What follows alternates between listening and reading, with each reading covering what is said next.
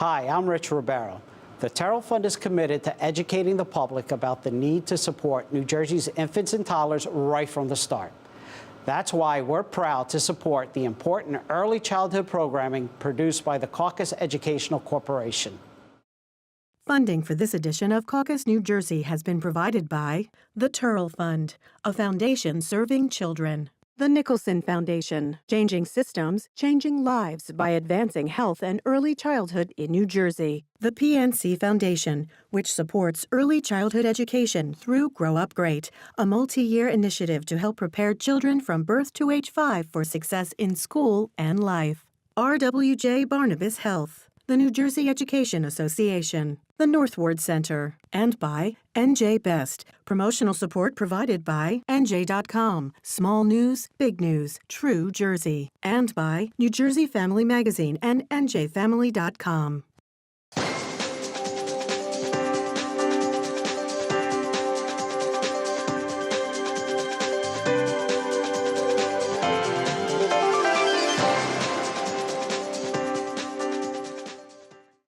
Hi, I'm Steve Adubato. More importantly, this is Right from the Start NJ, an ongoing series of programs, but it's so much more than that. It's a campaign, it's an initiative to talk about the things that affect infants and toddlers and also prenatal care as well. What about those babies? What about those infants? What about their child care? Whose responsibility is it? A lot of people watching right now say, why is this a societal issue? Why is it a state issue? Why is it a national issue? Well, this series, Right from the Start, is focused on providing valuable information for you, for parents, for people who are involved in the lives of infants and children. Throughout this program, you're going to see a website. That website has advocacy, educational, research, resource material that you're going to need. And we brought together an extraordinary group of experts, parents, advocates, people who are involved in the lives of infants and toddlers every day. And so without doing formal introductions, we're actually going to get right into this conversation as part of our Right from the Start NJ series, and I encourage you to go on that site to get that information. And so what I want to do is kick off. Joe, we were doing a one-on-one. Joe Della, Fave, who actually is involved with the Ironbound community organization. You folks actually run an extensive quality child care center. Why is a series like Right from the Start NJ so important, particularly right now? Steve, I think it's really important that people understand what an investment in high-quality care and education for infants and toddlers can do for those children, particularly children from impoverished families that need the additional support, close developmental gaps, learn English, move them to a point of learning where they're ready for not only preschool but eventually kindergarten. This is an investment in not only each and every child's future, but the future of the society and the country. Dr. Sprott, you've been with us for so many years. And it says a lot about both of us who have been doing this for a while, because the issues still matter. They matter to you on a personal level. They matter to you on a professional and clinical level.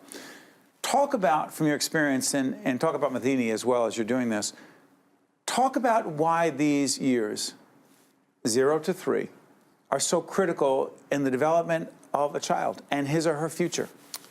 Well, Steve, you know that at birth, most of the brain cells are already there. But over the first 3 years of life, the connection between those brain cells, the synapses, are important in terms of how the brain gets hardwired permanently. These synapses develop over the course of 3 years, and then after that, they start to decrease. By the way, excuse me, Doctor, we're actually looking at this graphic right now. What is the most important part of that? Go ahead, I'm sorry. If you look at that graph, you'll see that, and it starts actually before birth, because I think, you know, the babies have Before? You can see that the first part is from conception, the first 9 months, to birth. And you can see that the brain is developing, and some of the networks, or those synapses, are already being formed, especially for sensory, which is how the baby senses. Remember, the baby doesn't speak, the baby starts to babble. But you can see that language starts to develop a little bit later. And when we talk about language, that is both how the baby receives information about language, even though the baby can't express it, so that, you know, the baby can learn the mouth, the eyes, the ears, the nose without speaking. That's language. But the expressive part of the vocabulary really doesn't start until about a year of age. But a lot of learning takes place. If you look at the size of the brain, about 25% of the brain size is present at birth. By 1 year of age, 75% of the brain size is developed. 75. 75. By the age of 3, it's 80, and by the age of 70, 90% of the brain size is the adult size. So let's bring this back as we listen to Dr. Sprott. The question then becomes, Beverly, Lynn, why is this relevant and how is it connected to quality child care? And I'll complicate it for you even more. How is that then impacted based on socioeconomic factors? Well, first of all, when the child comes into an infant toddler program, we want them to have very positive experiences with adults. It is those adults, the things that they say, the songs that they sing, the books that they read, part of that development, that nurturing development, that language development is all formed there. It's really critical for low-income families because many of them would not ordinarily be able to afford high-quality infant toddler care. And so that's why we have Head Start and other programs that support that effort.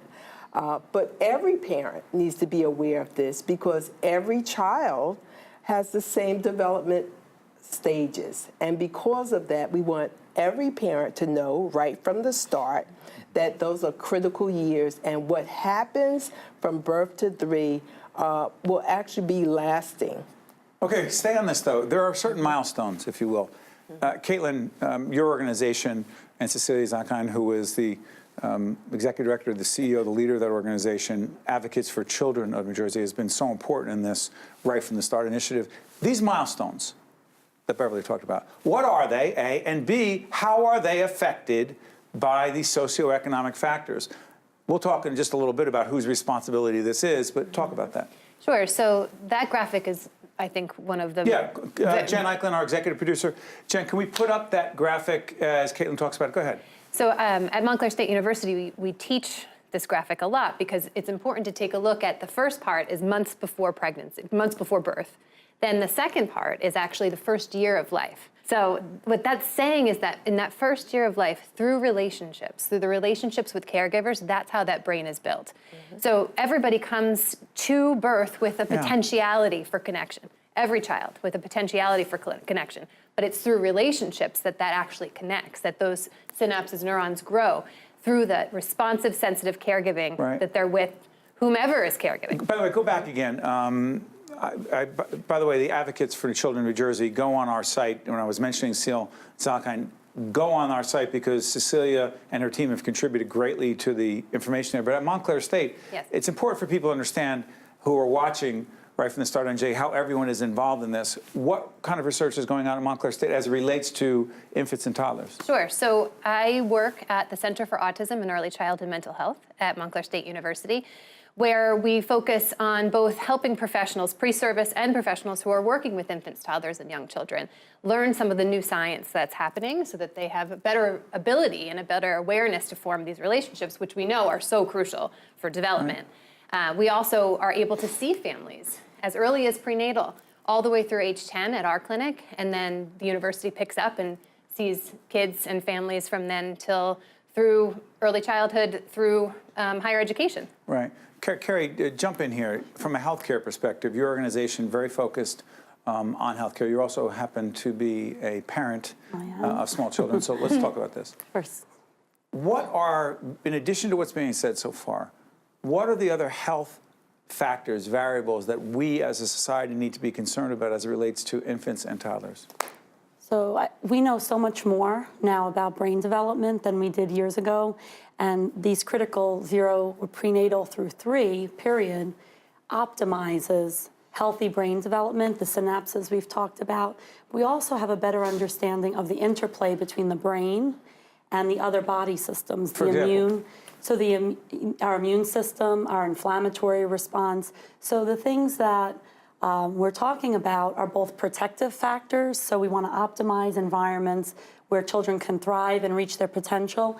We also want to mitigate risk factors, things like chronic and toxic stress that will inhibit and create long-term negative consequences, not only on brain development, but on body development and lifelong health functioning. Jennifer, jump in here. What have we missed so far in terms of establishing the framework, the ground level, if you will, of why these issues are so important as it relates to right from the start? I think part of the framework is the people who are caring for these young children. Caregivers. So, caregivers. Who are they, and why do they matter so much? Caregivers can be, the first caregiver is the child's parent or whoever is their primary caregiver in their life. But when, we know that most parents these days are working, both parents are working, and children are in some form of child care, whether it's center-based, whether it's family child care, or they're being cared for by a family or a friend. But we need to make sure that these caregivers know all this stuff. The people around this table, we know about this brain development stuff, but your average caregiver doesn't know that yet. Why do they need to know that?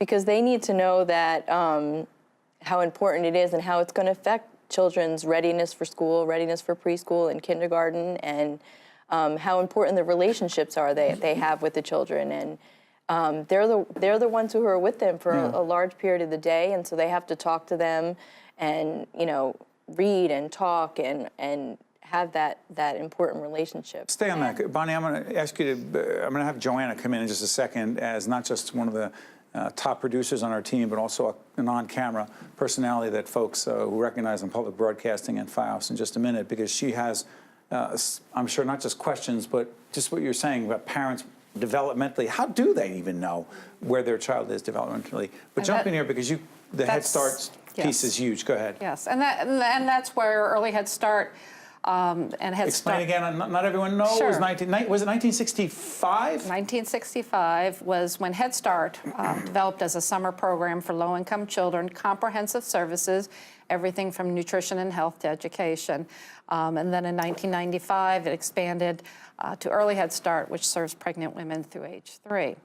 And what's key to Early Head Start and Head Start, and is key to any good early childhood program, is involving parents, because parents don't always know what the developmental milestones are.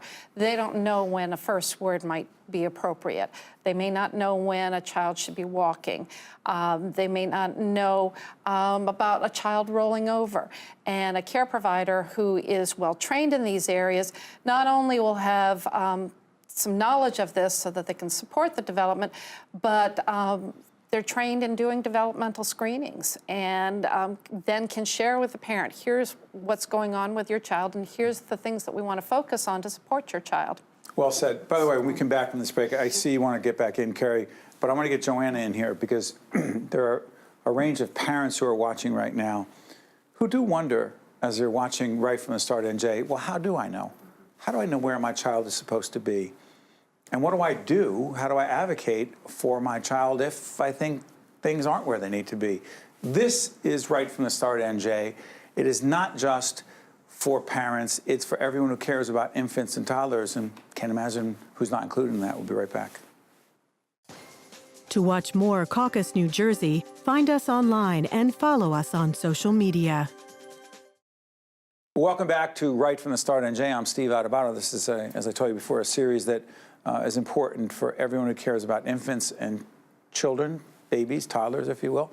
And I want to pick up the conversation with Joanna Gagis, who's the host of Life and Living, and also the head of programming at the Caucus Educational Corporation, our production company. You have 2 children. Yes. Ages? 2 and 4. 4-year-old is our daughter, Juliana. 2-year-old is our son, Nicholas. And you were talking off camera, excuse me, a little bit about their development and how they're different. They are. I mean, we're already seeing and understand that they both learn very differently, have different personalities, as I'm sure Carrie knows with her 2 kids, Jen knows with her 2 kids. You know, they learn, they grow, they develop differently, and we're trying to understand that, get a handle on that. Okay, so let's talk about childcare for you, because one of the things I was thinking about is, and I've said this in other forums that I've been with some folks, is that we have 4 children. Our daughter Olivia happens to be with us today. She's 7, but all of our kids have had quality early child care. And I see, while they're all different, they've benefited greatly. But we are very fortunate. We have been able to do that financially. Everyone's got a different situation. You work full-time with us, and your husband works as well. That's right. How do you pull that off? It's been a challenge. Certainly, if you want good childcare, you're going to pay for it, right? So there are sacrifices that you're going to be willing to make at different times in your life. For us, we felt like it was right to have someone at home with our kids early on. I did look into daycares, and I never had a really good feeling. And I live in a pretty affluent area. I'm in Verona, New Jersey, right outside of Montclair.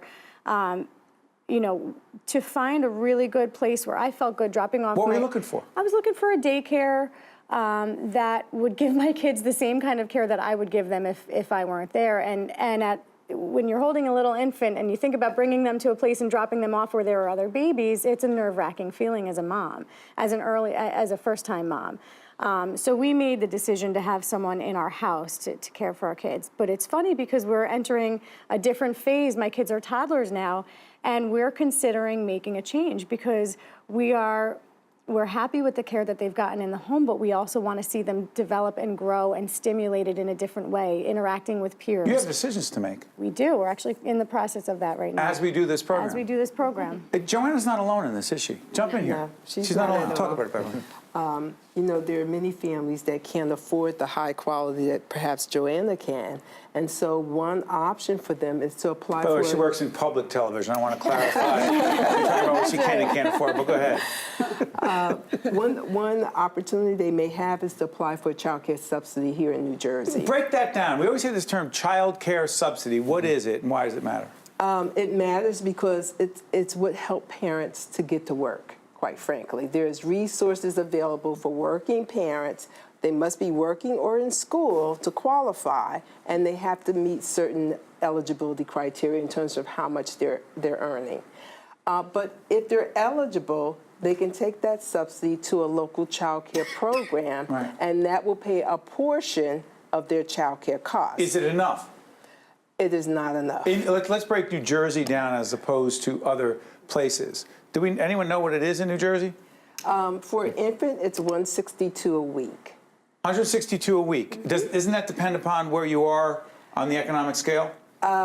Well, the state rate is a flat reimbursement That's it, rate. 162 a week. No more, no less. However, there's a parent copay that's also a part of that 162, and that's based on the parent or the family income and the family size. So let's compare this to some other states. What do we got here? Compare New York, New Jersey, Pennsylvania. Anyone got any information on this? Bonnie? Pennsylvania, they reimburse at around $960 for the month, so over $200 a week.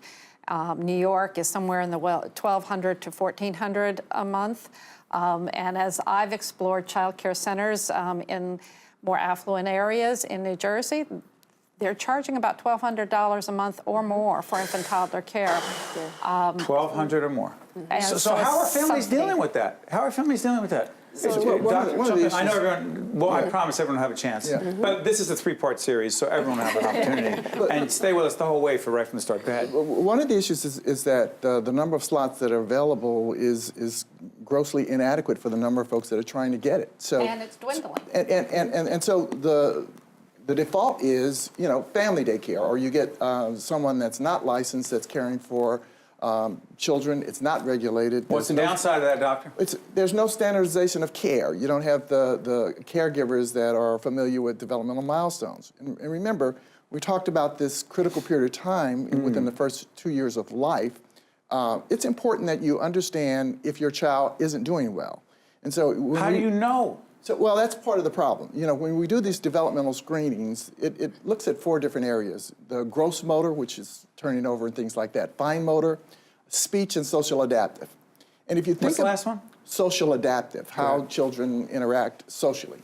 And if you think about the way that it works with the pediatrician, and there was a slide that talked about developmental screening. Set it up because we'll put it up, doctor. You know how we work here, so go ahead. But when you see it, talk it up. Jen, go ahead, put it up, and Dr. Sprott will break it down. So what has evolved over time is that physicians, pediatricians included, are on the clock. There's a certain amount of time that you devote for a well visit, and a smaller amount of time if it's a sick visit. Break that down. And so if you look at the developmental screening issues in here, New Jersey's what, 45th? 45th out of 51. Does that include the District of Columbia? And so you're talking about the majority of kids probably that aren't getting developmental screens. And if you think about it, when you're talking about routine visits, normal visits, after the baby is born, most pediatricians see the baby at 1 week, and then maybe 1 month, and then 2 months, 4 months, 6 months, 9 months, a year. After that, it's 18 months, 2 years, And so the front-loaded visits where developmental milestones are not so great, the kid's not doing very much. Remember, they don't say their first word until a year, and after that, they don't get seen that often. And so when they come for a developmental screen, there are gaps in time, and the pediatrician usually is spending a short amount of time and asking the parent historically what's going on. And the parent may not be aware enough to answer the questions. Now, if you take a child that has developmental delays, if you pick up that developmental delay too late, and it may be obvious if you have someone that has gross delays. Say it's not that obvious. It's not that obvious. Very often it's missed, and you don't get the intervention in a timely enough way to deal with those synapses that are important, because at a certain point, the brain is somewhat plastic and can make adaptations. Like that's it. If the interventions are made. But if the child is picked up by the time that they're 4 or 5. You're saying that's when it's too late, potentially. It may be too late for many things. Okay, stay on that. There's a child care issue, excuse me, there's an issue here in my head about child care workers. If the parents are not getting asked by physicians, if the parents are not engaged by physicians, if there are not enough screenings, how the heck is a child care worker, and Joe, your organization, as we said before, at Ironbound, you have quality child care workers. How would a child care professional pick up on what the doctor was just laying out if a parent's not going to see it? Well, teachers are well trained, and they're trained in providing the screenings and their support staff. Yours are. Yes. I just want to be clear on this. There's not a standardized, unless I'm wrong about this, there is not is there a standard, a uniform standard in the state of New Jersey for everything a child care worker professional needs to have in terms of, yes? There are standards. Across the board. There are standards But that are not yet implemented. Right. There are quality And there metrics. is I'm sorry, what? There are quality standards metrics. that are not necessarily implemented across Well, the then, board. as I come back to Joe, how does a parent know whether those standards are being implemented, met, however you want to describe it? How does one know that, Joe? Well, there are various accreditations for centers, a new rating system in the state. Grow New Jersey Grow Kids New By the way, Jersey. go on our site. Go on our right from the start, NJ. And what's it called again, Joe? Grow NJ Kids. Grow NJ Kids. Jen, make sure that's there. Go ahead. Yeah, so parents can look those up and or ask at the center for ratings, for accreditations, et cetera. So if you're nationally accredited from, say, NACE, National Association for the Education of Young Children, right, there's a standard that you have reached in order to get that accreditation, but which gives you quality. But I'm sorry for interrupting, Joe. Go back to the question of how these professionals would pick up the developmental delays, if I can call it that again. I'll come to you, Jen. How would we know? So there's a come to you, baseline Jen. established in Head Start, early Head Start centers. Children are seen within the first 45 days. They're screened completely, so there are baselines that are there. And from there, you can continue to measure growth through ongoing screenings. Not only are teachers in the classroom trained, but you also have support staff as well, social workers, health and disability coordinators, and the like, who can also come in and do the screenings and assist the you see, teachers. but as was said before, there are not enough slots, if I can say it that way, Doctor. There are not enough opportunities for children, infants and toddlers to be placed in the kind of quality child care centers that would potentially pick this up. Jen, do I have this wrong?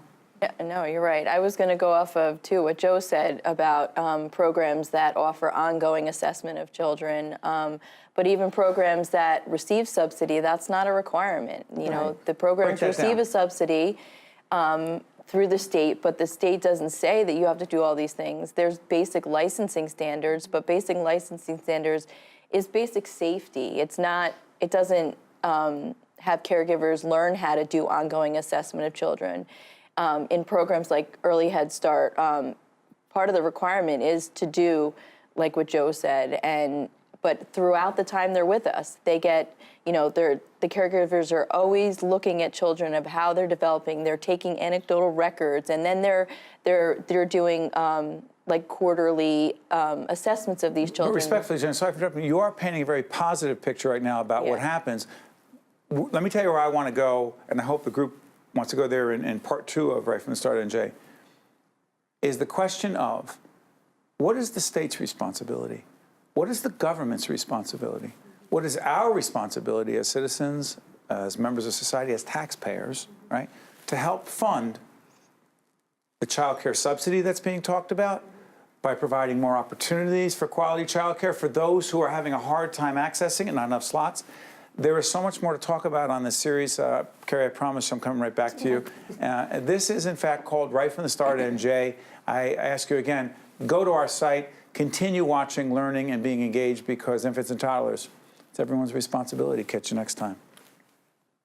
The preceding program has been a production of the Caucus Educational Corporation, celebrating over 25 years of broadcast excellence.